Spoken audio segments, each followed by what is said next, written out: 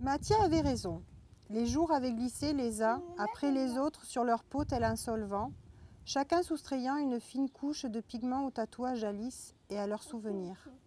Les contours du dessin, tout comme les circonstances, étaient encore là, noirs et bien tracés, mais les couleurs s'étaient mélangées et délavées, adoptant une nuance éteinte et uniforme, vide de toute signification. Les années du lycée avaient constitué une blessure ouverte, que Mathia et Alice avaient jugée trop profonde pour qu'elle cicatrise.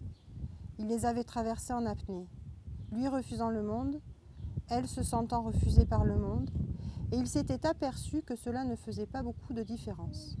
Il s'était construit une amitié bancale et asymétrique, composée de longues absences et de grands silences, un espace vide et propre où ils avaient tout loisir de reprendre haleine quand les murs du lycée se rétrécissaient au point de les étouffer. Puis, avec le temps, la blessure de l'adolescence avait cicatrisé. Les pans de peau s'étaient rapprochés en des mouvements imperceptibles mais continus. À chaque abrasion, la croûte cédait. Cependant, elle se reformait obstinément, plus sombre et plus épaisse qu'avant.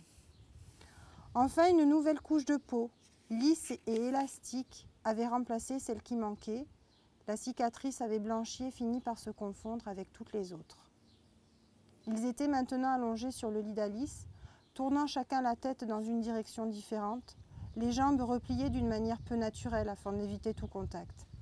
Alice pensa qu'elle pourrait se retourner, glisser le bout de son pied sous le dos de Mathia et feindre l'indifférence, mais persuadée qu'il s'écarterait, elle crut bon de s'épargner cette petite déception.